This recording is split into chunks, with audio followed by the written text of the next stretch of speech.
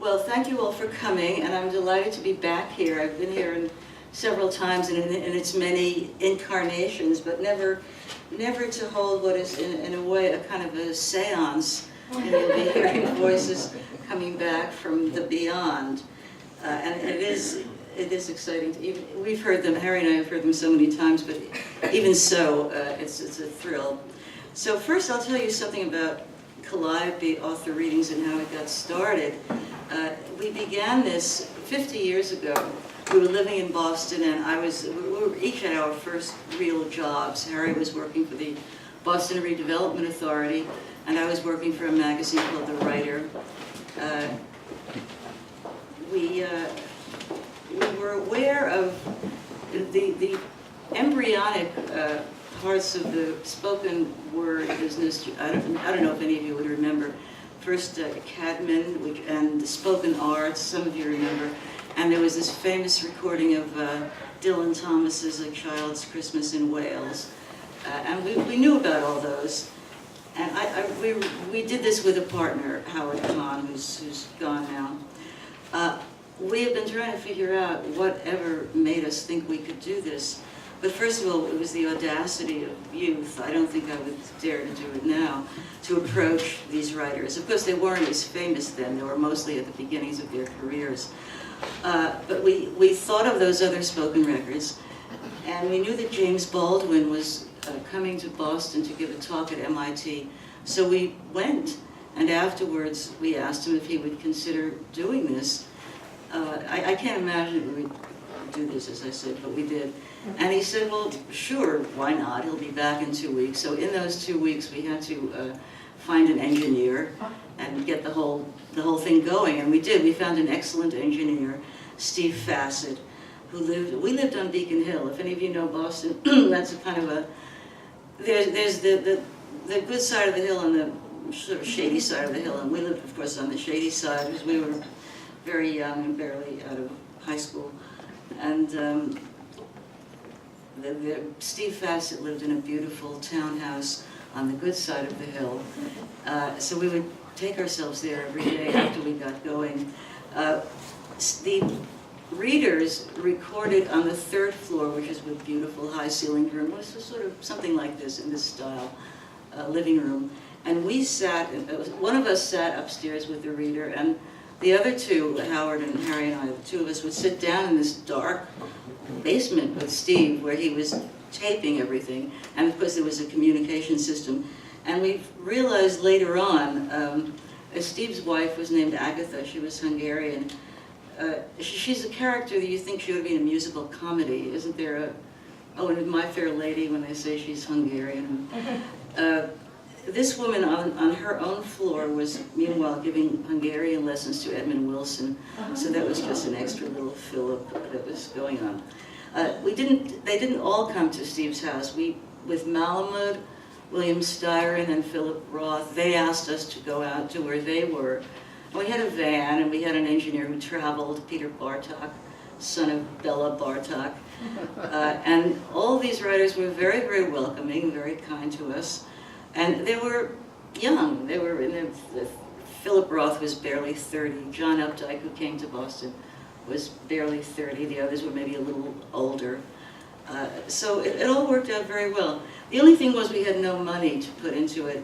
So we had to do everything ourselves. We had to do the jacket notes and to get people to do the artwork. It was all pretty much handmade. And I'm going to show you, where are my, where are the two? Oh, here they are. So my favorite part of the story was gluing the jackets.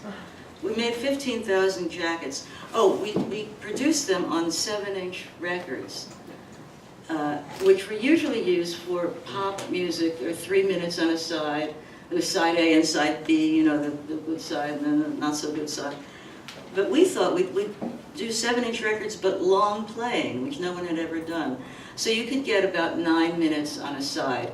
So with one author, for example, this is James Baldwin reading from Giovanni's Room, you could get an 18-minute excerpt, which is what we did. This is Bernard Malamud.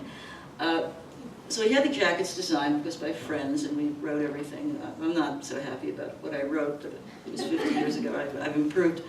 But what we really did, that was the hardest thing, was we had to glue all the jackets. It was too expensive to have them glued, so we glued 15,000 jackets. They were scored, and we had to fold them, glue them, and we had gluing parties with friends. We gave everybody a brush and a pot of paste. And what I want to point out is that they're really well glued. You see, they're really still in very good shape. And these have been sitting on our shelves for 50 years. So we did a very good job of that, even though we were amateurs. And then we tried to get promotion and so on. We didn't want them sold in record stores. We wanted them to be the companion to the paperback book. Paperback books, this is in '62 or so, what we now call quality paperback was new. There were these little, pocketbook things that fell apart. I still have a few. They were 35 cents. But the quality paperback books were new, and we thought these could be alongside them in the bookstore, and in some cases they were. But it was hard to market because they weren't. Record stores didn't quite know what they were, and bookstores didn't quite feel they fit in. So that was not our finest hour. But eventually, we had to stop after a couple of years because Harry got a Fulbright to study planning in Rome. And we had our lives, we had to go ahead and live. This was not what we wanted to do. And we didn't have the money to invest to keep it going. And so that was the end. And over the years, we listen to them sometimes, and sometimes when friends come over, we play them. And everybody says, you're sitting on a major treasure here, especially as the writers died off one by one. Philip Roth is still alive, of course. Why don't you do something with them? But we never really did it. About 2 years ago, I learned through Open Road Media, which is an e-book publisher, which actually has done many of my books as e-books. So I got to know them. They're very, very efficient, and they're very good people. They were bringing out James Jones's From Here to Eternity in an unexpurgated edition. And apparently there had been many passages about sex in the army. From Here to Eternity, of course, is a World War II novel. You must have all seen the movie, with Burt Lancaster, etc. So they were putting in, there was gay sex, there was heterosexual sex, there was just stuff that in 1949, when it was published, was not permitted to be in the book. And they were issuing it now, 2012, with all of that restored. So we thought, well, we have his reading, maybe they want to do something with it and do them together. And they liked the reading very much, but they thought that the legal complications with contracts and getting it arranged was just too much. They didn't agree to do it. So then we thought, well, maybe it's not too much for us. And that was over a year ago. And so we started, and here we are. And we didn't know very much when we began last year, and now we know a lot more. And we managed to get it off the ground. So before I play the excerpts, let me first remind you that each reading is about roughly 15 to 18 minutes long. But what I am going to play is an excerpt from each, a 3 or 4 minute excerpt, sort of like the trailer of a movie which we picked out. But if you want to hear the whole thing, they'll be available for sale there or there as downloads. So the first thing we'll play is James Baldwin reading from Another Country. This came out in 1962. It's set in Greenwich Village in a community of artists and writers, and the heyday of the early 60s, 50s and 60s. The 50s were not really as dull as everyone seems to remember. Not in the village. Not in the village, maybe elsewhere they were dull.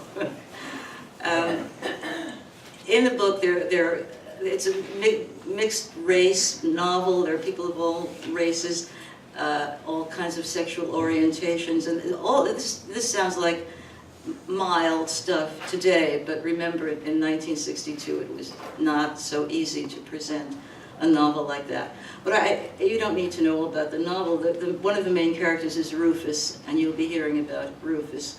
Rufus is in despair, partly because of course, racial issues and partly personal issues. And what you're going to hear, there are two readings by Baldwin. In this first short reading, Rufus is taking the A train north.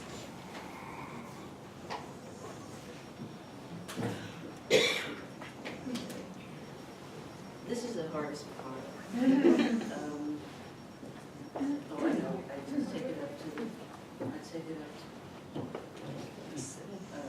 I have my technical assistant.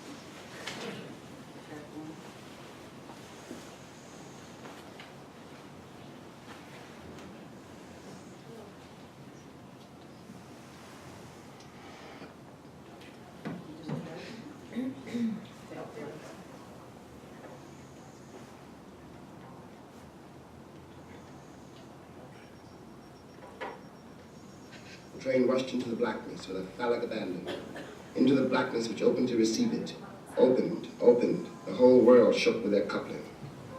Then, when it seemed that the roar and the movement would never cease, they came into the bright lights of 125th Street. The train gasped and moaned to a halt. He had thought that he would get off here, but he watched the people move toward the doors, watched the doors open, watched them leave. It was mainly black people who left. He had thought that he would get off here and go home, but he watched the girl who reminded him of his sister as she moved solemnly past white people and stood for a moment on the platform before walking toward the steps. Suddenly he knew that he was never going home anymore. The train began to move, half empty now, and with each stop it became lighter. Soon the white people who were left looked at him oddly. He felt their stares, but he felt far away from them. You took the best, so why not take the rest? He got off the station named for the bridge he built to honor the father of his country, and walked up the steps into the streets, which were empty. Tall apartment buildings, lightless, loomed against the dark sky and seemed to be watching him, seemed to be pressing down on him. The bridge was nearly over his head, intolerably high, but he did not yet see the water. He felt it, he smelled it.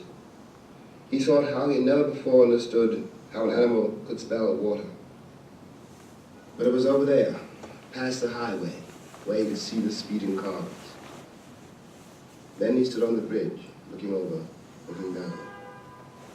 Now the lights of the cars on the highway seemed to be writing an endless message, writing with awful speed in a fine, unreadable script. There were muted lights on the Jersey shore, and here and there neon flame advertising something somebody had for sale. He began to walk slowly to the center of the bridge, observing it from this height. The city which had been so dark as he walked through it seemed to be on fire. He stood at the center of the bridge and it was freezing cold. He raised his eyes to heaven. He thought, you bastard, you motherfucking bastard. And now your baby too. He began to cry. Something in Rufus which could not break shook him like a rag doll and splashed salt water all over his face and filled his throat and his nostrils languish. He knew the pain would never stop. He could never go down into the city again. He dropped his head as though someone had struck him and looked down at the water. It was cold, and the water would be cold. He was black, and the water was black. He lifted himself by his hands on the rail, lifted himself as high as he could, and leaned far out. The wind tore at him, at his head and shoulders, while something in him screamed, why? Why? He thought of Eric. His straining arms threatened to break. I can't make it this way. He thought of Ida. He whispered, I'm sorry, Leona. And then the wind took him. He felt himself going over, head down. The wind, the stars, the lights, the water, all rolled together. All right. He felt a shoe fly out behind him. There was nothing around him, only the wind. All right, you motherfucking God Almighty bastard, I'm coming to you. The next part is also Baldwin, another very brief section from the same book, and it's the preacher who was delivering the sermon at Rufus's funeral. I just want to add that Baldwin... I ain't gonna try to judge him. You can breathe on it. No. Baldwin's stepfather was a preacher, and Baldwin, in his youth, in his teenage years, also was a Pentecostal preacher. This lasted for a few years, and then he dropped out of it. But the oratory of the black churches, that rolling oratory, those wonderful long clauses, stayed with him, and you can see it in his writing, and you can hear it in this passage. So that here he's taking the voice of a preacher.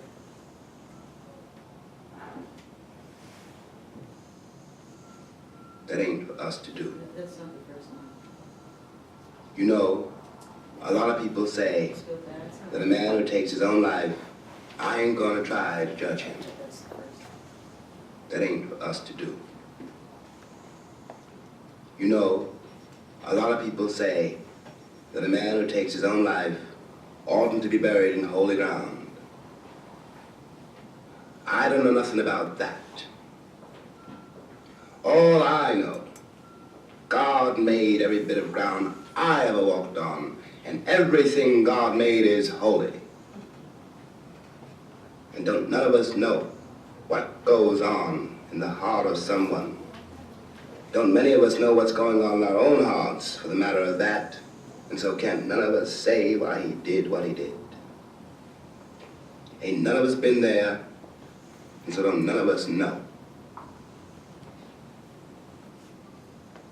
We got to pray that the Lord will receive him like we pray that the Lord's going to receive us. That's all.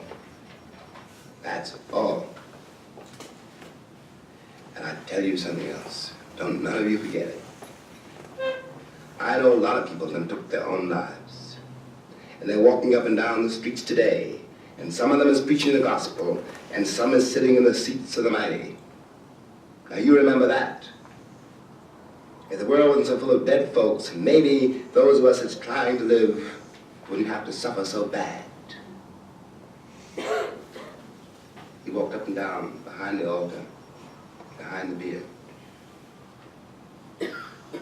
I know there ain't nothing I can say to you that sit before me. His mother and father, his sister, his kinfolks, his friends, to bring him back or to keep you from grieving that he's gone. I know that. Ain't nothing I can say will make his life different. Make it the life that maybe some other man might have lived. It's all been done. It's all written down on high. But don't lose heart, dear ones. Don't lose heart. Don't let it make you bitter. Try to understand. Try to understand. The world's already bitter enough. We got to try to be better than the world.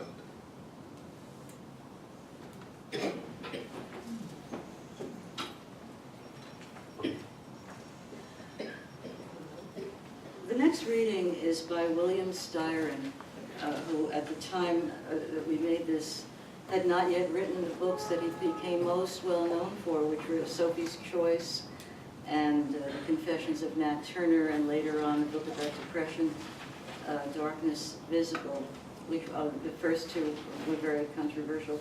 This is from his first novel, Lie Down in Darkness, which he wrote at the age of 26 years old.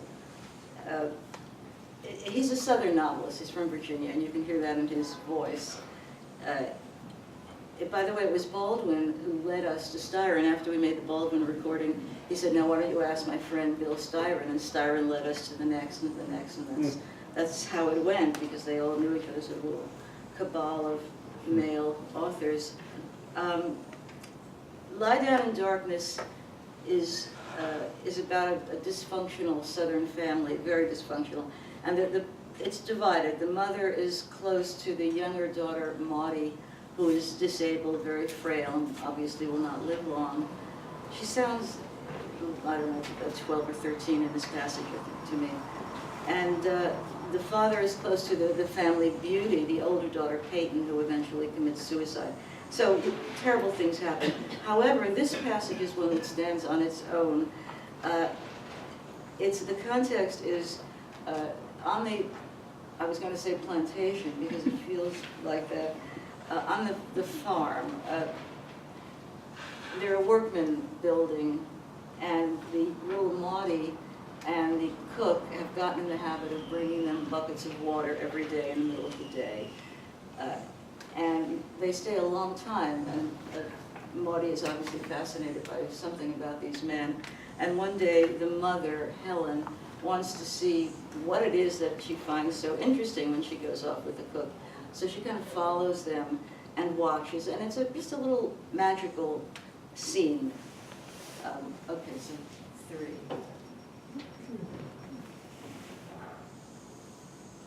She walked a little way down the fence until she finally saw them.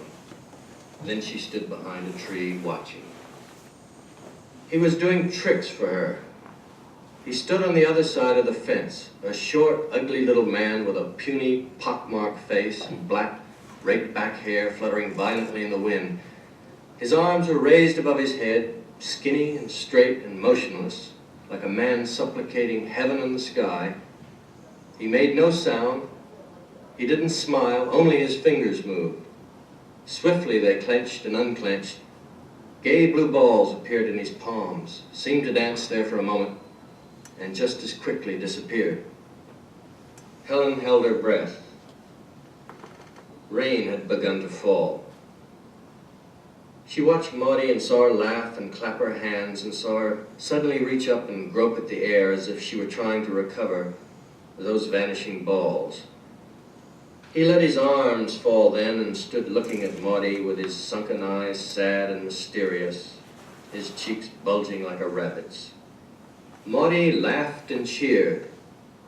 He turned his head and peered up the sky. Gray light had fallen over the shore, and as he turned, with the wind tossing his hair and with his bulging eyes and cheeks and with this sudden bitter look of annoyance, so comical but at the same time somehow alarming and fearsome, he looked like the greatest magician on earth.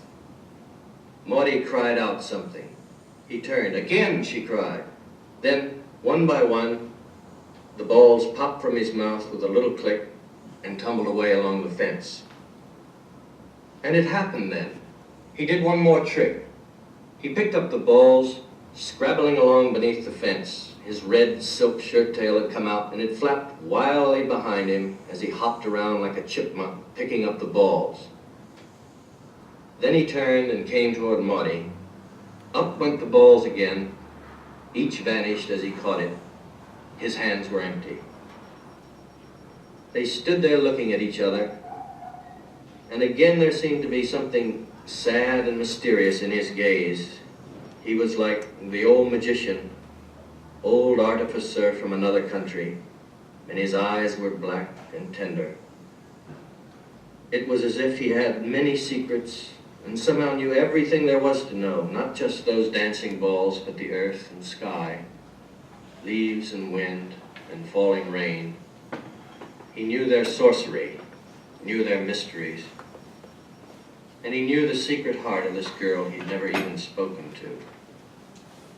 Benny. Could he talk? He never said a word.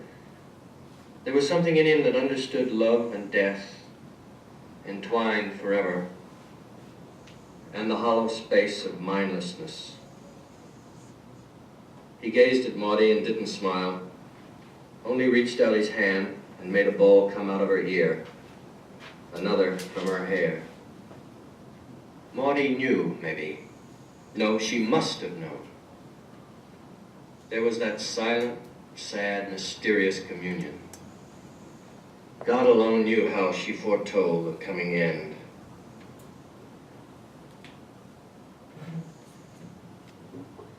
I always think when I hear these readings that it's very different from hearing an actor or a speaker, somebody else reading the writer's work, because you really hear what is their connection to it and what they stress and what they put into it.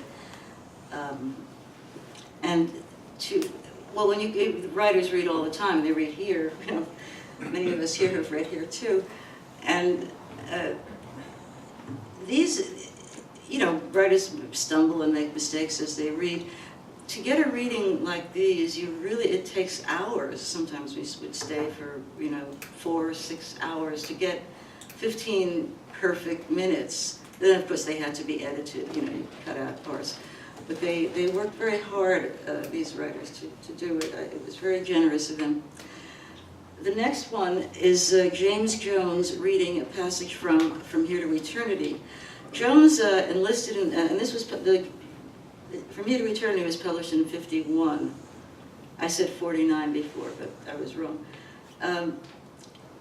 James Jones enlisted in the Army at 18, and he was in Hawaii. He served in Hawaii, and he witnessed the bombing of Pearl Harbor. And he also later served in Guadalcanal and wrote another book about that called The Thin Red Line, which we have a reading from, but you're not going to hear it tonight. This is set in Schofield Barracks on the island of Oahu, which is near Honolulu. And Harry and I were in Hawaii for teaching for a year, and we visited it. You can still go there. It's a little ways outside the city. So the passage you'll hear is about Pruitt in the movie played by Montgomery Clift. Pruitt is a distressed young infantryman who's he's a former boxer. He's a wonderful bugler, but he doesn't fit in, and he doesn't get along with his superior officers. He doesn't take well to authority. He's an outsider. But in this passage, this is a very famous passage. He plays taps at night. I think it's 11 o'clock. It doesn't matter why the regular bugler wants him to play instead of himself. So this is about Pruitt's version of taps.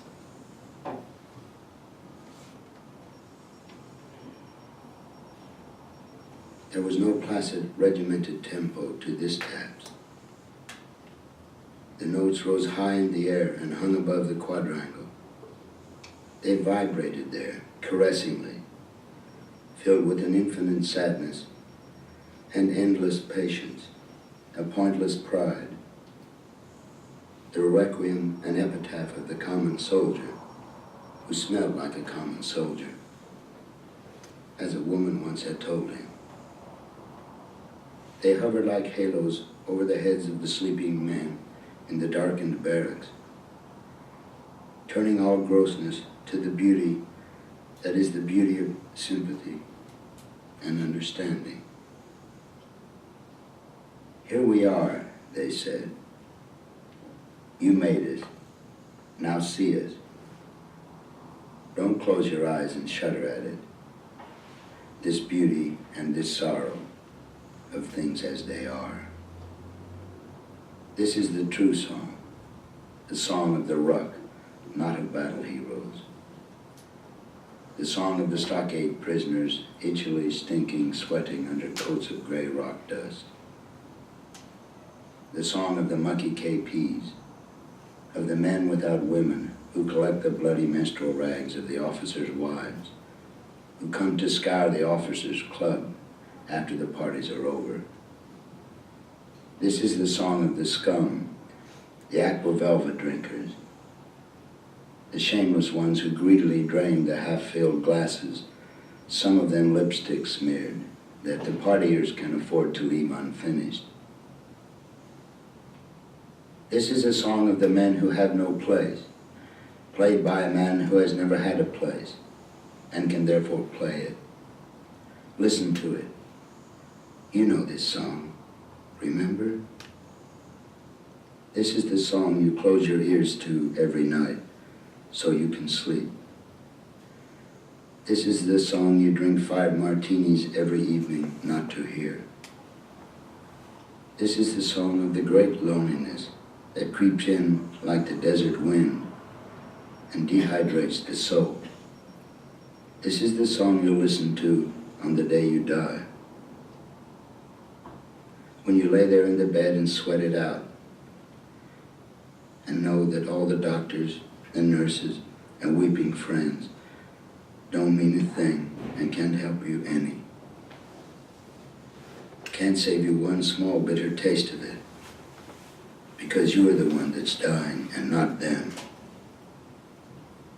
When you wait for it to come and know that sleep will not evade it, and martinis will not put it off, and conversation will not circumvent it, and hobbies will not help you to escape it, then you will hear this song. And remembering, recognize it. This song is reality. Remember? Surely you remember. Day is done. Gone the sun. From the lake, from the hill, from the sky. Rest in peace, soldier brave. God is nigh.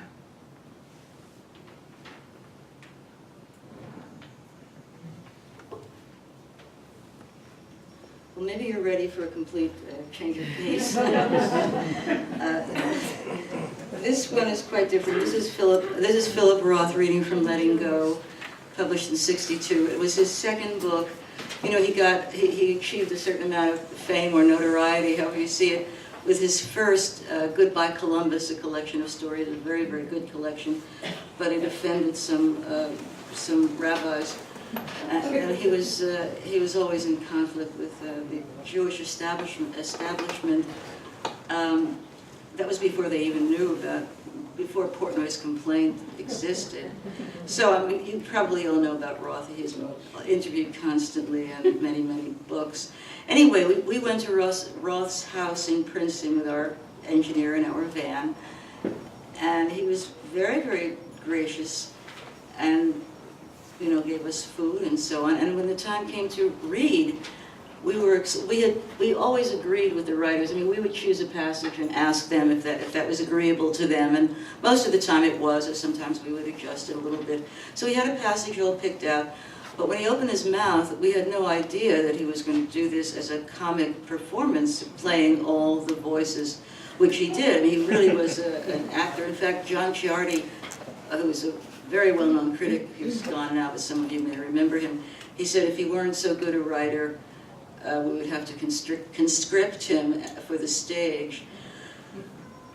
So what's happening in this passage, it's a setting, there are graduate students in Chicago, there are a number of them, and it's the issues they face in the 50s and 60s, very different from those of Baldwin's artists and writers in the village. Paul Hertz is the character here who's, he's just hurt his hand and he has a bandage, so he's a little bit woozy. He lives in a very cheap rooming house with his wife, who doesn't appear in this section, but you'll see that her slip does. Two of his old neighbors come in and they want him to do a favor, which is to write a letter to the father of one to ask for money to help his indigent father. I won't say any more because you should just hear what he does with this.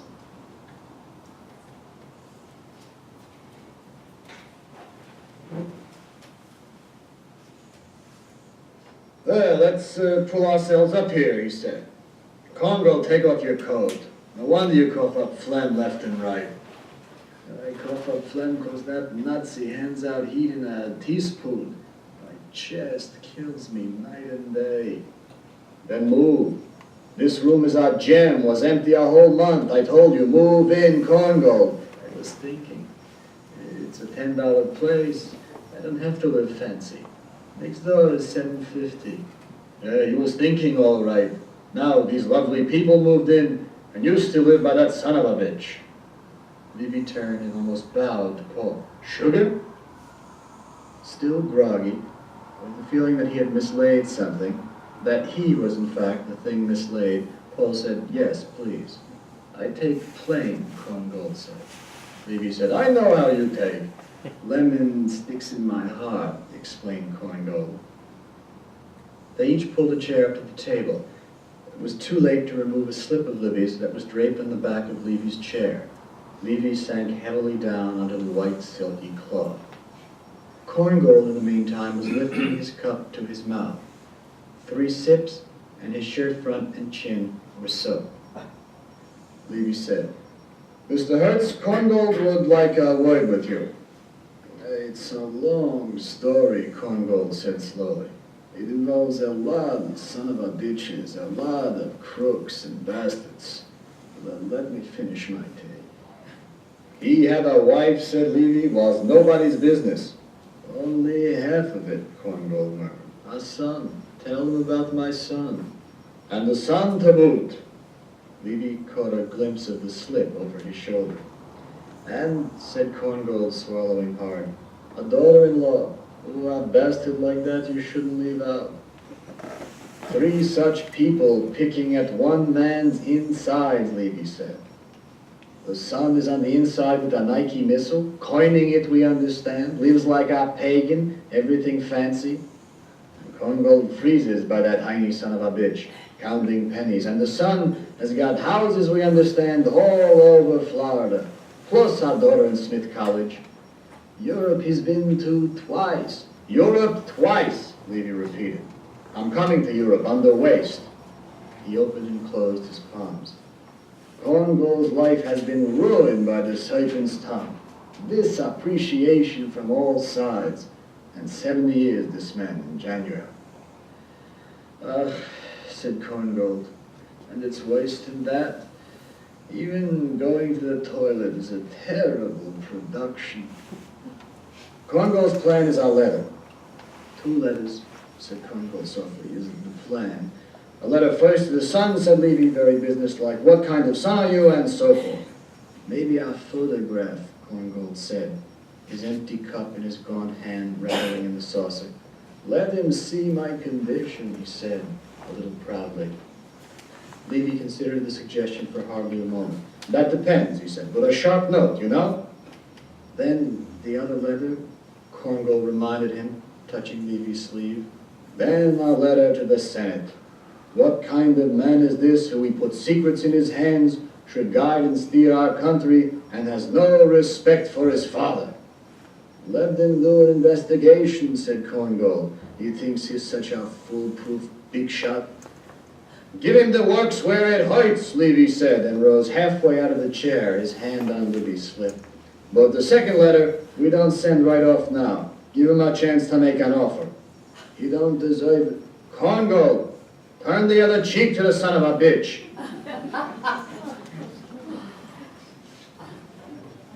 So as you can imagine, we were rather surprised when Roth opened his mouth and this came out.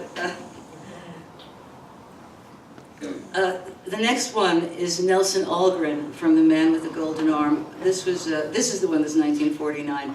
This won a National Book Award. Also, From Here to Eternity also did. Several of these did. There's a little story that goes with the Algren tape. Algren was one of the writers we recorded, whom we never brought out. We never actually made a record because we closed up shop before that. We did about 8 or 9, but he was not among them. There were a few other tapes we didn't do. And it's been 50 years, so we did sort of forget what we had on hand. And all of our files and materials were gone, except for one precious folder. Because when we went to Italy for Harry's Fulbright, we decided to store all our files in the basement of my father's furniture store on Division Street. And meanwhile, the city of New York decided to build a Confucius Plaza. It's a big development right in Chinatown where it was.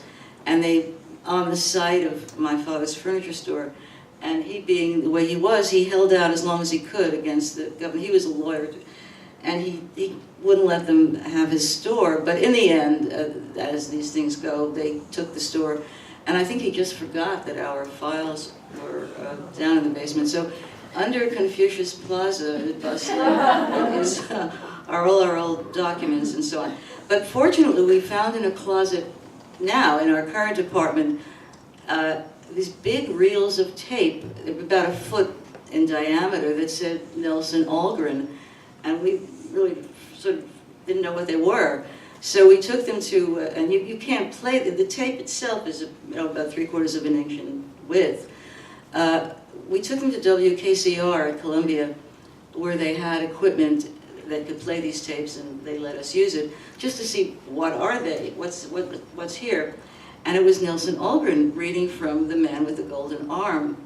And it was very, very good. So we decided we just edited that this year and put it together. And well, first, you probably know something about Algren. He wrote about the marginalized people in society, drifters, prostitutes, car dealers, drug addicts, drug dealers. Those were his people. And that's what this book is concerned with. But what we found that Algren had done, when I got the book and tried to find the passages and so we could put it together, because there were always lots of repeats. There was several hours of tape, and all we wanted was one little piece. And it turned out that he had made pulled passages from,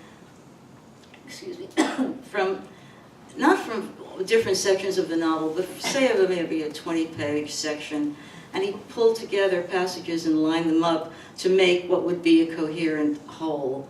And I was very impressed when I realized what he had done. He had done homework to do this. So the context of the story is a Frankie Machine, who's the car dealer and drug addict, is wanted for murder. He accidentally killed somebody. He was in a fist fight, and he hit the man, and the man hit his head, so he's now been a killer. And his wife, Sophie, is at home waiting for him, hoping that he'll turn up. She doesn't know where he's hiding. Sophie is in a wheelchair as a result of an auto accident with Frankie driving. And it's implied that maybe her injuries are partly psychological because she wants to keep Frankie with her, because sometimes she is able to walk. Sophie is living in a world of fantasy which is going to become more and more intense. So what you're going to hear is, it's all about her, her waiting for Frankie to come home.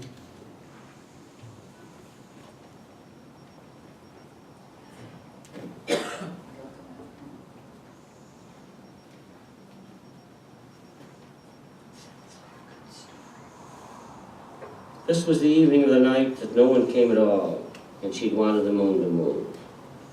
Only the moon to move. It seems a little to ask, for it moved for everyone else. In the whole vast tenement, she alone had been awake to hear the stranger's step come on the stair below. The stranger listening there to hear whether he were expected, who then began coming on heavily, like one almost too tired to mount another flight. She peered out, the door an inch ajar, like an animal expecting pursuit, and knew, it's Frankie coming home.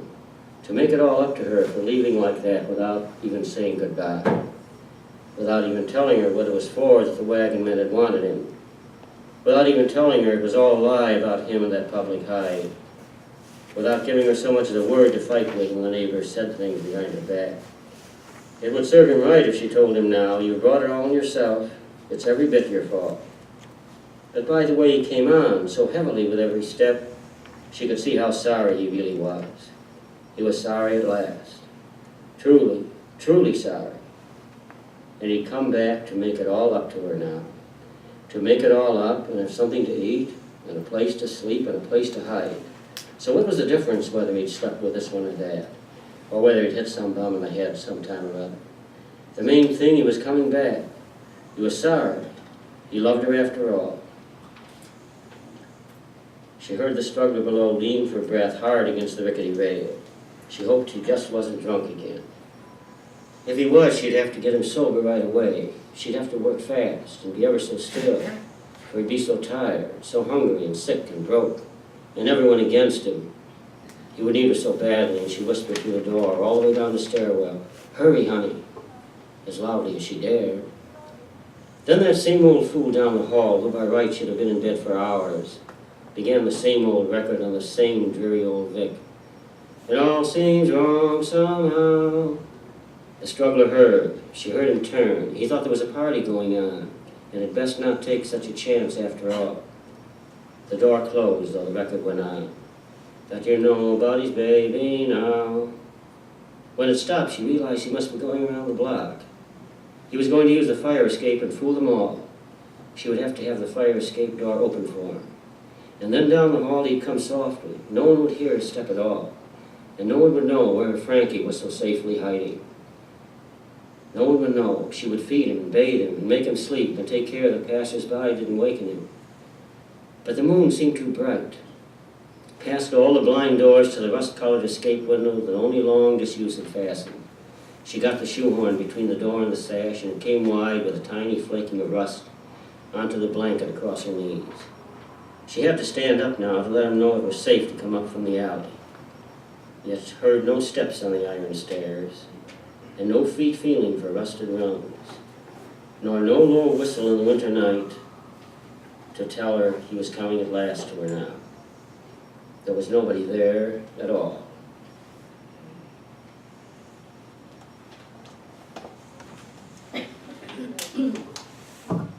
Sorry. The next one is by Bernard Malamud, and it's a complete story on the record, on the CD. I keep calling them records because I think of them as that. It's called The Mourners. It's from The Magic Barrel, 1958, which also won a National Book Award. The Magic Barrel is a collection of stories about poor Jews, grocers, cobblers. One of the characters in this story is an egg candler. I mean, when have you last heard of an egg candler? And in this one, it's about their miseries and struggles, and also sometimes redemptions.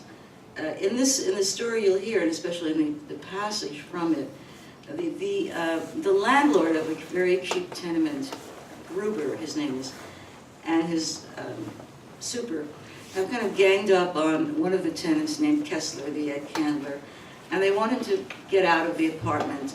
They mistakenly feel that he's dirty and that he's undesirable. Kessler, for his part, says he's done nothing wrong and he refuses to leave. So these two, Gruber and Kessler, are kind of locked in a tug of war. That's mostly what you'll hear. And the story does have a redemptive ending. In the end, Gruber realizes that, how inhumane he's been, and they both are mourning their lives. And there was a review of Bernard Malamud's work by Cynthia Ozick in the Sunday Times this past week, because it's being brought out by the Library of America, several of his early novels and stories. And she said something very interesting and insightful that I can't remember the words, but that there's always a hunter and a hunted in many of his stories, and that they are mirror images of each other. And that's exactly what happens in this story. There's the hunter and the hunted, and by the end they realize they're almost the same.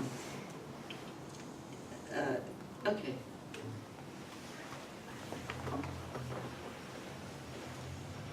Arriving at the top floor, he banged his fist on Kessler's door. "Gruber, the landlord, open up here." There was no answer, no movement within, so Gruber inserted the key into the lock and twisted. Kessler had barricaded the door with a chest and some chairs.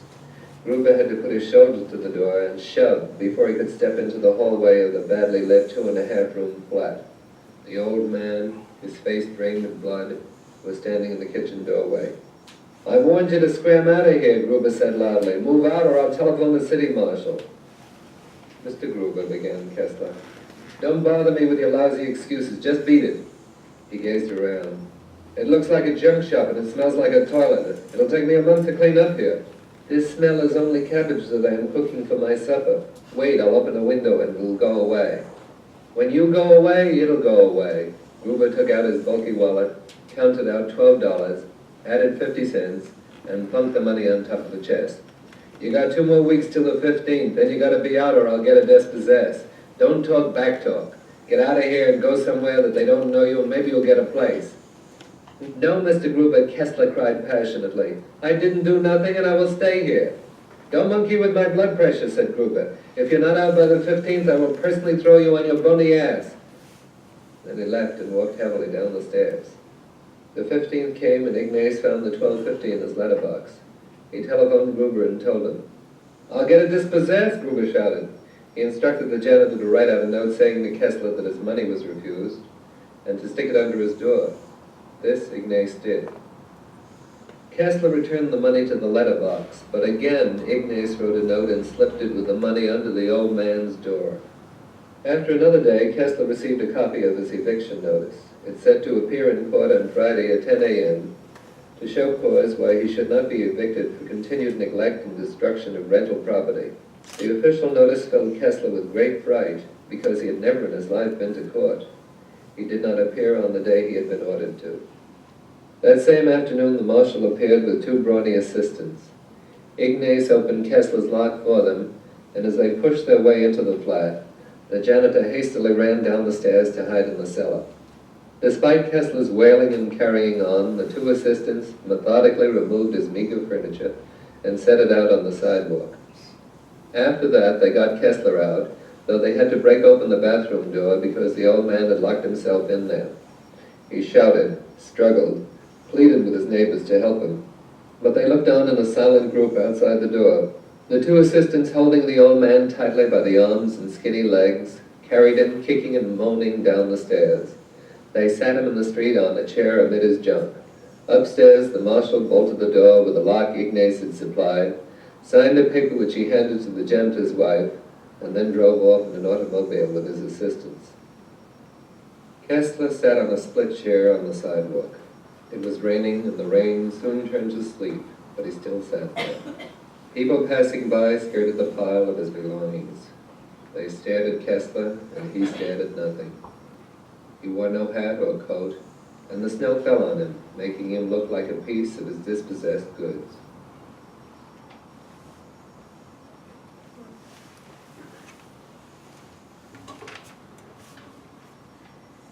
And the final reading is by John Updike. It's from an early book of his, Pigeon Feathers, a collection of stories. And the story is called Lifeguard. It's come to be a very well-known story. You can hear in it, this is very early Updike, but you can hear the use of language, the ornate, almost precious way the writing is done. It's told in the first person by the lifeguard. He's a seminary student, as he tells you, all year round. I mean, all until the summer, and then in the summer he's a lifeguard. And he's very philosophical, and he draws connections between the saving of souls, which he will do eventually after his studies, and saving the drowning. And he's very young and naive, and I think part of the tone is to demonstrate this. So you'll hear, it's pretty self-explanatory.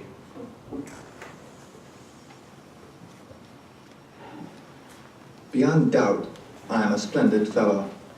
In the autumn, winter, and spring, I execute the duties of a student of divinity.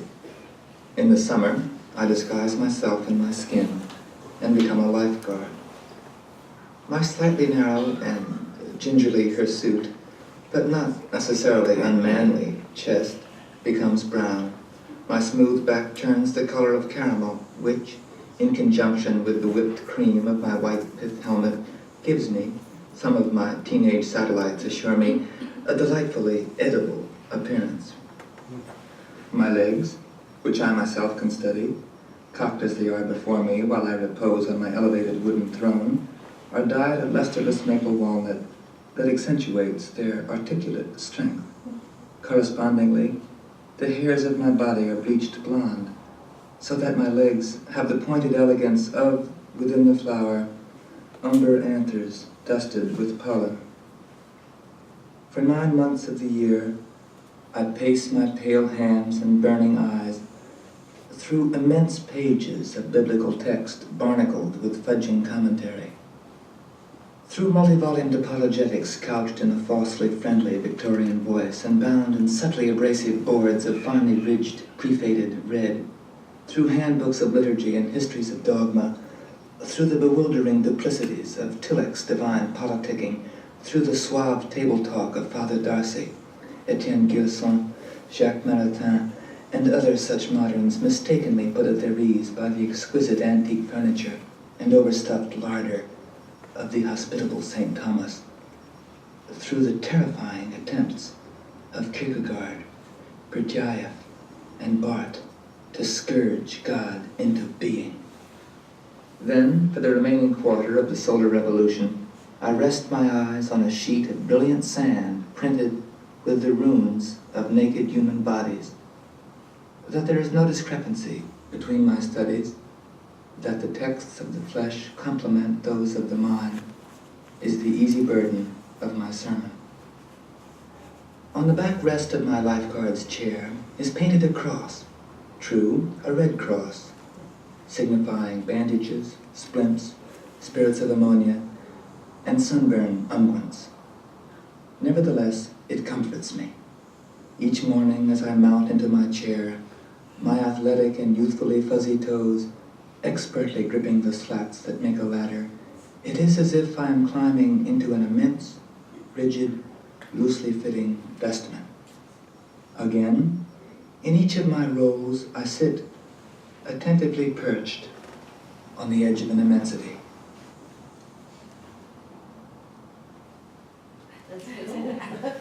I was waiting for him to go on. So that's it for the recordings. And now if you have any questions or comments or anything you want to say, Harriet, and I can answer them. How many recordings did you have altogether? How many? There are 7 authors and 9 tracks, 2 by Jones and 2 by Baldwin. So, yeah, it's about 2.5 hours accumulated recording. Are they available for download? Yes, they are. Yeah, go to our website. What's the website? It's Calliope, well, we have some literature there. CalliopeAuthorReadings.com. It should be on the, something that was on your seat. Yeah, I have a question. You picked the passages that they read and they mostly agreed with that? Did they ever disagree? Well, I don't remember. We would suggest, or maybe they would suggest something, and we would agree, or we would suggest 2 or 3.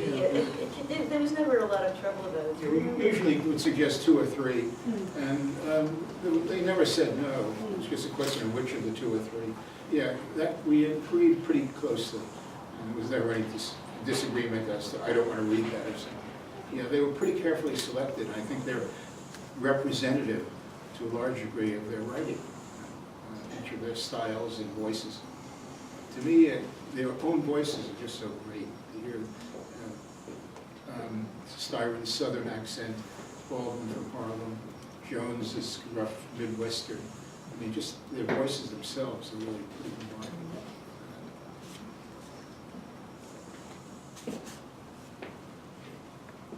None of these guys introduced you to a woman author. I know, that's the thorn in our flesh. Was it then? Did you feel? No, it wasn't then. It was 1962, and times were very different, and our own consciousnesses were very different. And if you look at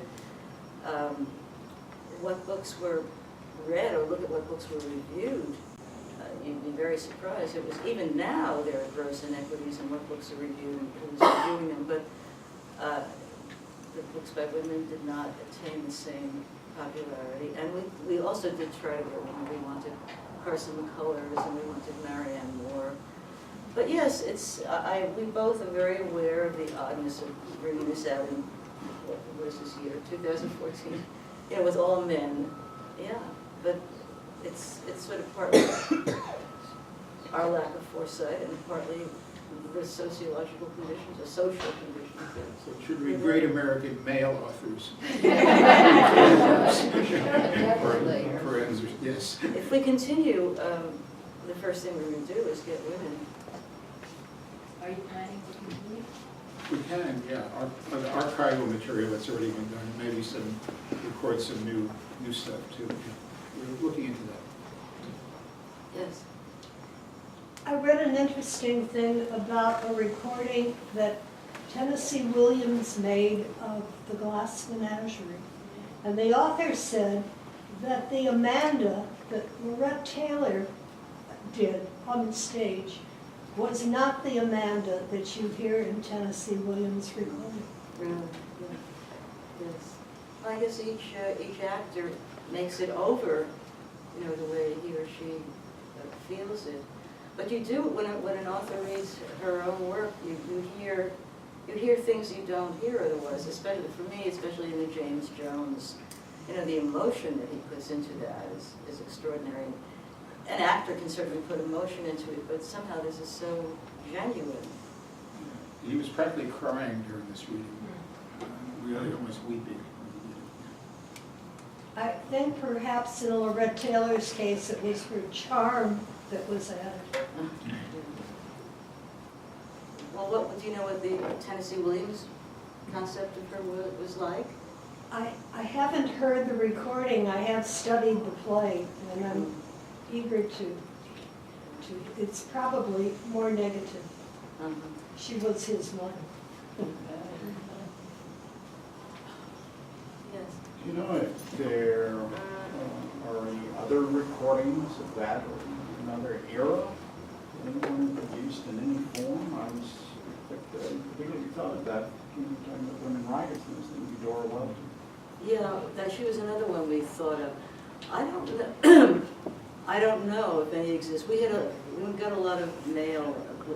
There was an article about us in the Times, which you can pick up, and a lot of mail came after that. And somebody wrote that he has old records of Gertrude Stein. So it's certainly something we would pursue. We'll see what that's all about. But I don't know. I mean, these, except for Updike, who has recorded his complete works with, you know, big black Cable, yeah. Yeah, I mean, you can get up, reading everything, most of what he wrote. None of these guys have read their work on record. There are some amazing things around, though, but I don't know how one would find them. I don't know, they're not women, but I once heard a record of, first of all, there's a Yeats reading. There's something that's extant, I don't know how to get it. I've heard it. And there's another of Paul Celan reading a famous poem about the black milk. You can get, I have a 2-volume set of poetry. I think it's Cambridge, but I'm not sure. T.S. Eliot is reading on it. We have that right. Yeah, so the poets exist Yeah. on recordings, some of them. But the fiction writers, I don't know of any, except, of course, those who did read on the radio. Those radio station archives probably have the recording. Yes, well, we're going to look into writing programs, you know, who have visitors Yes. and see if they did recordings. Well, fiction, you know, poetry is, well, most of it, for a long time has been read aloud, and fiction not as much. Nowadays, you can go to a fiction reading every night in New York City if you want to. But what interests me are the dead ones, because you don't have another chance to hear them. Were there any authors that you wanted to record but you couldn't, or wouldn't, or they wouldn't? Or... Yeah, another male was Norman Mailer, and he just wanted too much money. These guys all knew each other, and we thought it would be inappropriate to pay him more, because I'm sure he'd brag about it to his friends, and that would not sit well with the others. So we offered for the reading $50. No, $150. Well, no, $50 for the reading and $100 was advance against royalties. So, Yeah. I mean, for $50 doesn't sound like much now. Yeah, Mailer wanted like $1,500 or something. Yes, I guess he, with all those wives, he needed the money. But we turned it down. We also tried to get Salinger, and we had a correspondence with him. Among the things lost in Lynne's father's basement were all, we kind of prolonged the correspondence to get letters, and he very cordially declined a few times. We had enough to handle with these, and we weren't able to continue our. We have a couple of others on tape that we didn't bring out. We brought them out as records, but not now. And there's a poet, Alistair Reed, who we liked a lot, and came, and John Knowles, remember a separate piece, which at that time was a big, very popular book, very good book. And he came, did it, and who else? Peter Ustinov, who obviously, an actor, but he also wrote stories, and we had him reading. But again, they're all men, and we're no longer interested in men.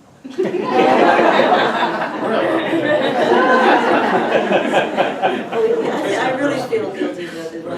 My friends have pointed it out. But, we try to get Lottie Lenya reading Burke's poetry. I just wanted to meet Lottie Lenya all my life. I found this was a whole pretext. I finally did for an hour. But getting the rights to Brecht's poetry was very hard, and that kind of dissolved. But it would have been a great pairing, I think, but reading, of course, she knew Brecht. well, thank you very much for being here.